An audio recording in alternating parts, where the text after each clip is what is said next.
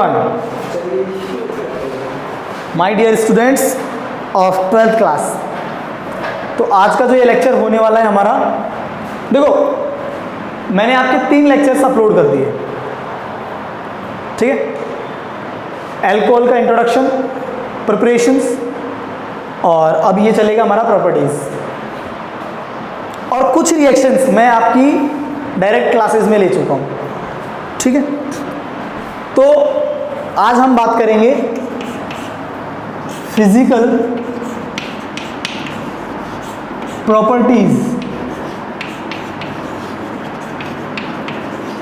Of alcohols. Physical properties of alcohols, आज हम इसकी चर्चा करेंगे। तो देखो, अल्कोहल्स के 3 मेंबर्स, स्टार्टिंग के 3 मेंबर्स हमेशा कलरलेस लिक्विड्स होते हैं। तो लिख लो, first 2 3 members of alcohol family is colourless liquid. भाई अल्कोहल्स के पहले 3 मेंबर्स, मतलब सिंपल सी बात मैं कहूँ एग्जाम्पल लेकर के, देखो अब आप देखो ध्यान से, CH3OH क्या बोलोगे भैया? Methyl alcohol. CH3CH2OH क्या बोलोगे? Ethyl alcohol. और CH3CH2CH2OH इसको क्या बोलोगे? Propyl alcohol. या फिर IUPAC क्या नाम दोगे? Methanol, ethanol, 3 carbon propanol. ये इनका क्या हो जाएगा? IUPAC। मतलब ये कहने का जो स्टेटमेंट है ना, ये बोल रहा है कि आगे के 3 मेंबर्स अल्कोहल्स के हमेशा क्या होंगे? कलरलेस लिक्विड होंगे, ठीक है। अब इनके बाद, और हाँ, अल्कोहल की स्मेल आप सब परिचित हो भाई, अल्कोहल की स्मेल से आप सभी बच्चे परिचित हैं, ठीक है। तो अल्कोहलिक स्मेल होती है, लिख लेना ये साइड में कहीं पे भी, अल्कोहलिक स्मेल, ये लिख लो आप कहीं पे भी, मैं यहाँ लिख देता हूँ भाई। स्मेल होती है इनकी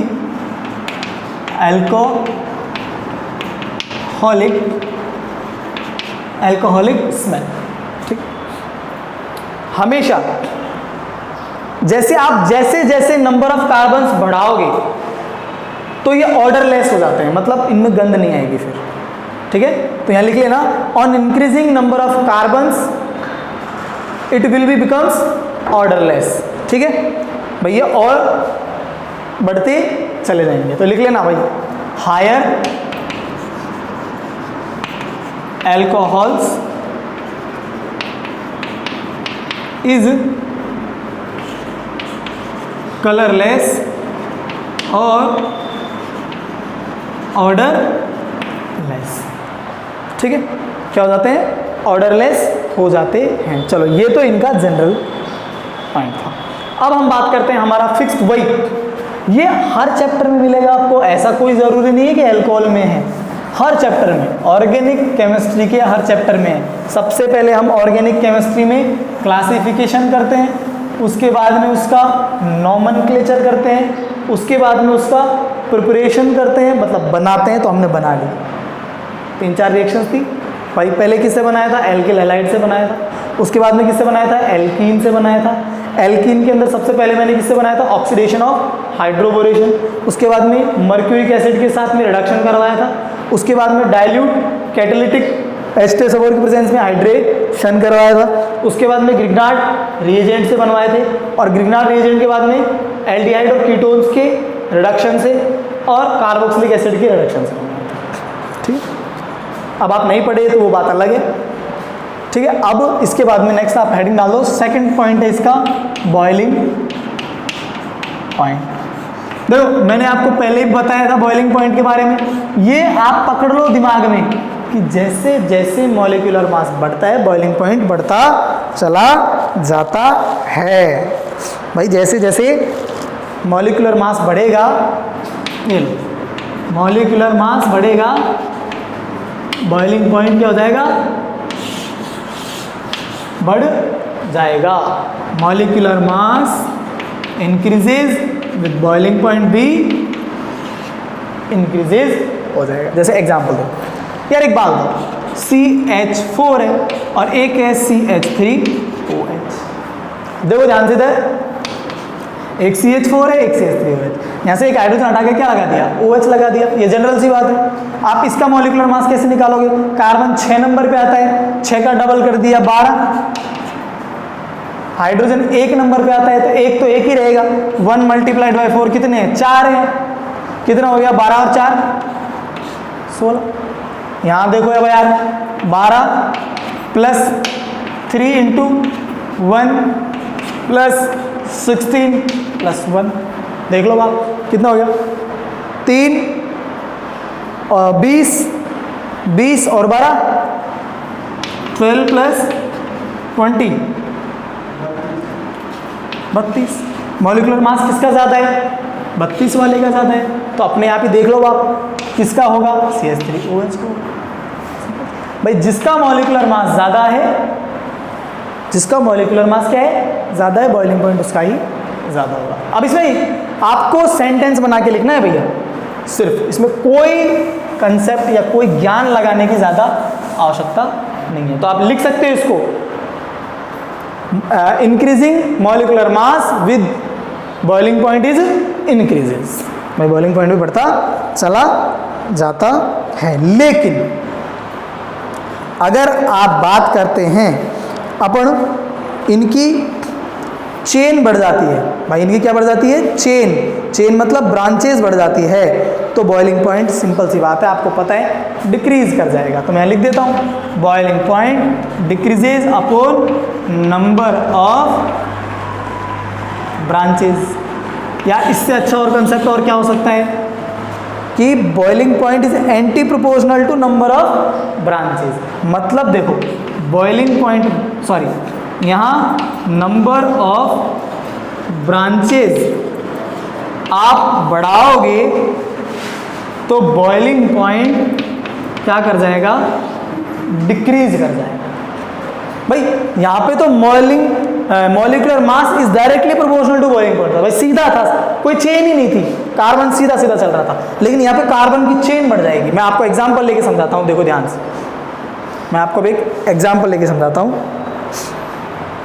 जितनी ज्यादा नंबर ऑफ चेन्स होगी, बॉइलिंग पॉइंट उतना ही क्या हो जाएगा, कम हो जाएगा। ये याद रखना। देखो ये लिख लिया आपने,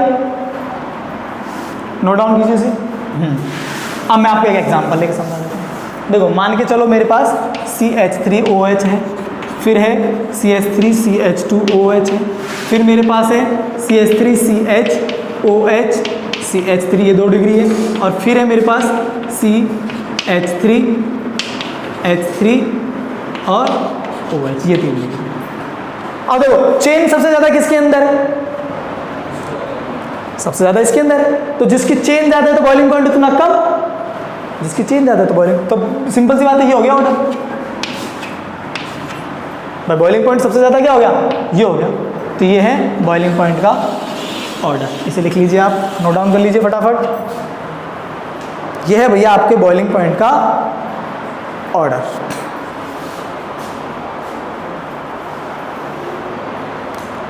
भाई जितना ज़्यादा सरफेस एरिया होगा ना,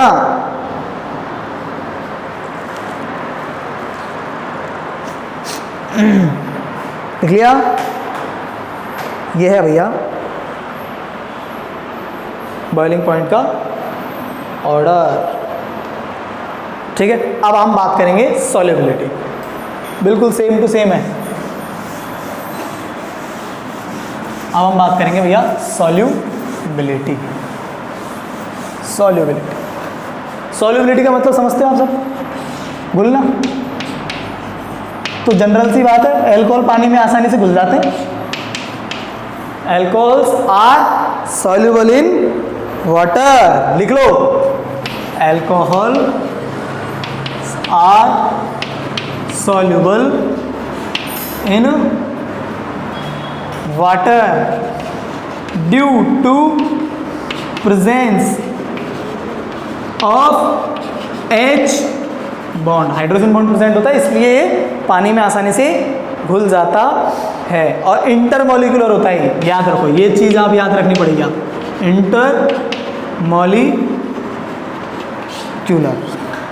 इंटरमॉलिक्यूलर हाइड्रोजन बॉन्ड प्रेजेंस होने की बेस पर ये पानी में आसानी से घुल जाते हैं। देखो कैसे, हमारे पास ये R, ये O और ये H है, ठीक है।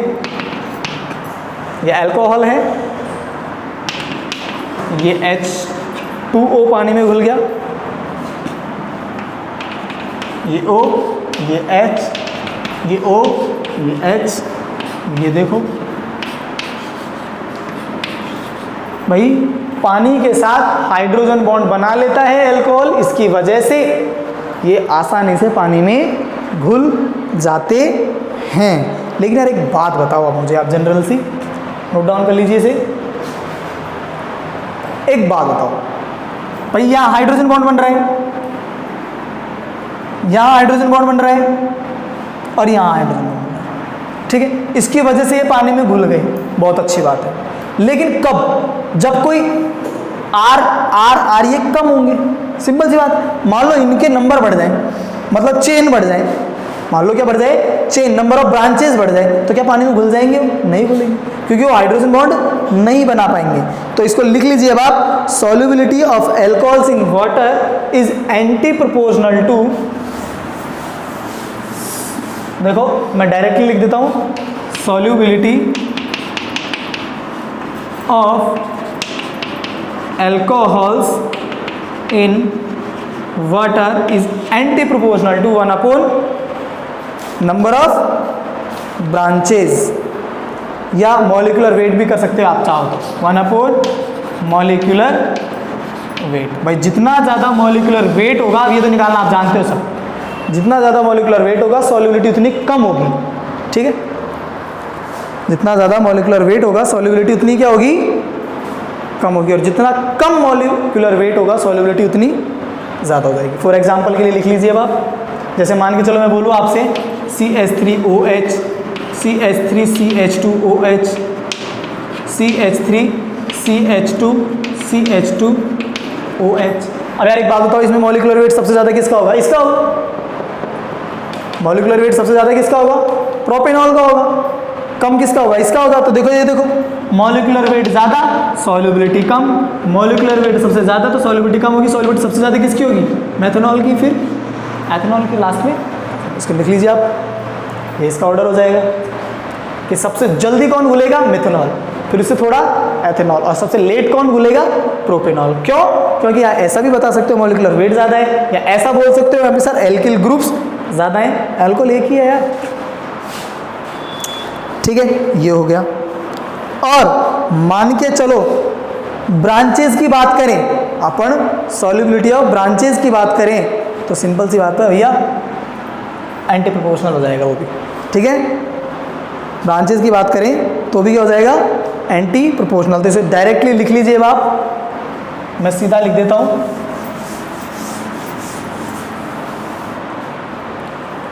यहां solubility of alcohols is proportional to branching, ठीक है, is anti proportional to 1 upon surface, 1 upon surface area of non polar part। अब ये नॉन पोलर पार्ट से कंफ्यूज नहीं होना है आप। नॉन पोलर मतलब जितने alkyl group CH3 CH2 CH3 CH2, ये जितने ज़्यादा होंगे ना, ब्रांचेस क्या हो गई? कम हो गई। ब्रांचेस कम हो गई तो क्या हो गया? सॉल्युबिलिटी भी कम हो गई। ये जितने कम होंगे ना तो ब्रांचेस क्या हो जाएगी? ज़्यादा हो जाएगी, ये ज़्यादा हो जाएगी, चलो ठीक है। ये सॉल्युबिलिटी के बारे में। तो दो ही टाइप्स के क्वेश्चन मैक्सिमम एग्जाम में पूछे जाते हैं, बॉइलिंग पॉइंट और सॉल्युबिलिटी। तो मैंने आपको बॉइलिंग पॉइंट के लिए बताया, मॉलिक्यूलर मास बढ़ा, बॉइलिंग पॉइंट बढ़ाओ। अगर एरिया ब्रांचेस बढ़ गई तो बॉइलिंग पॉइंट को घटाओ। यहाँ पे भी वही है, सॉल्युबिलिटी कब बढ़ेगी? जब अगर नंबर ऑफ कार्बन ज़्यादा है तो सॉल्युबिलिटी घट जाएगी। यहाँ ध्यान में मॉलिकुलर वेट बढ़ रहा है तो सॉल्युबिलिटी घट जाएगी, ये थोड़ा उल्टा हो जाए सिस्टम, ठीक है। तो ये आप याद रखें, ठीक है। नेक्स्ट है केमिकल प्रॉपर्टीज ऑफ एल्कोहल्स। आपको मैं थोड़ी सी इंट्रोडक्शन करवा देता हूं केमिकल प्रॉपर्टीज से एल्कोहल्स, ज़्यादा नहीं। केमिकल प्रॉपर्टीज ऑफ एल्कोहल्स, ठीक है।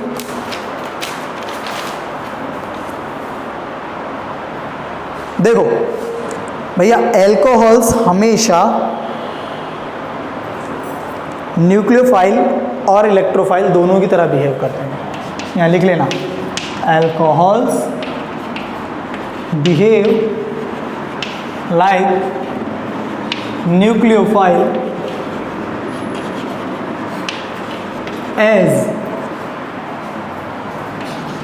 Well as electrophile. भाई थोड़ा सा अगर न्यूक्लियोफाइल है तो थोड़ा इलेक्ट्रोफाइल की तरह भी बिहेव कर लेता है। देखो न्यूक्लियोफाइल की तरह कैसे करेगा, मान के चलो ये मेरे पास कोई कार्बोकैटायन है,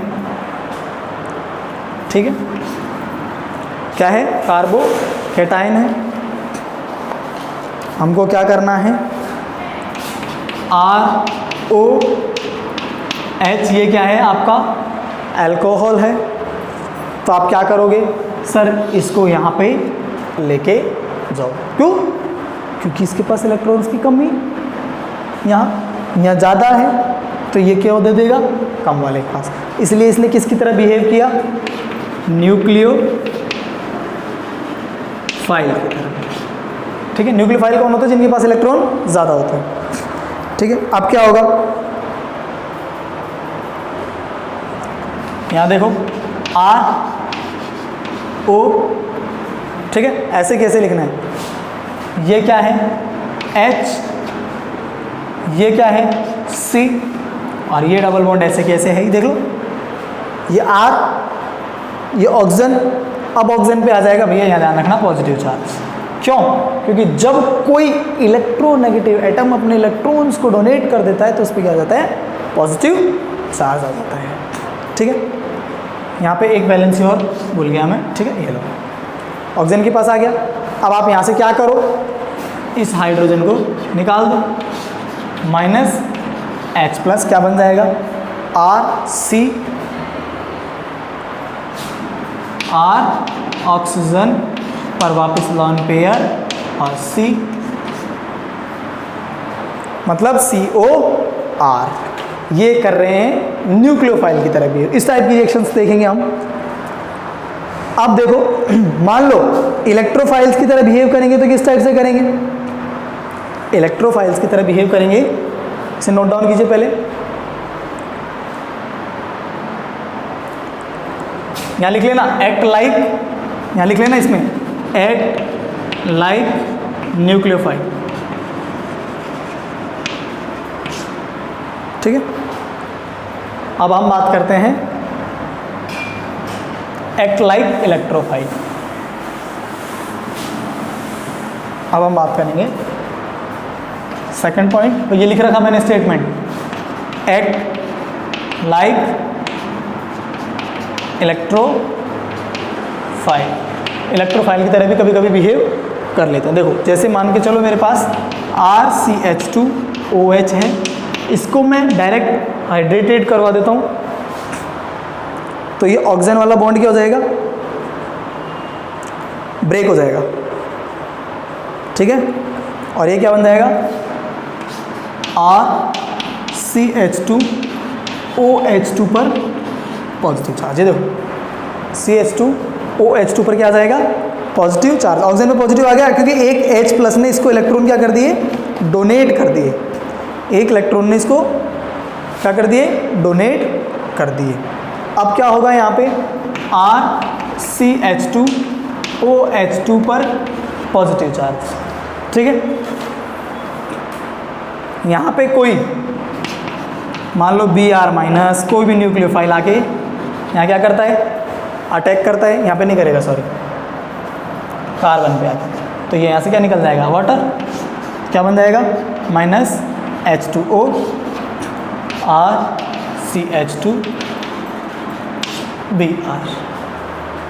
RCH2Br माइनस H2। तो ये इस टाइप से किसकी तरह बिहेव कर सकता है, इलेक्ट्रोफाइल्स की तरह।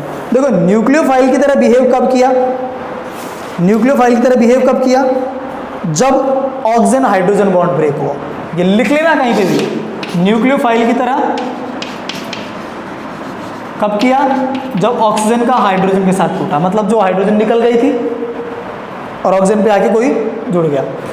और ये कब इलेक्ट्रोफाइल कब बना, इलेक्ट्रोफाइल बना भैया जब कार्बन ऑक्सीजन टूटा। तो हम जो केमिकल रिएक्शंस पढ़ेंगे दो टाइप की पढ़ेंगे, एक तो cleavage of oxygen hydrogen bond और एक पढ़ेंगे cleavage of carbon oxygen bond. ये आपका बेसिक इंट्रोडक्शन था, ठीक है। इससे पहले आपको न्यूक्लियोफिलिक और इलेक्ट्रोफिलिक रिएक्शन थोड़ा देख के आए, नेक्स्ट लेक्चर में पढ़ेंगे इसको हम। Thank you so much.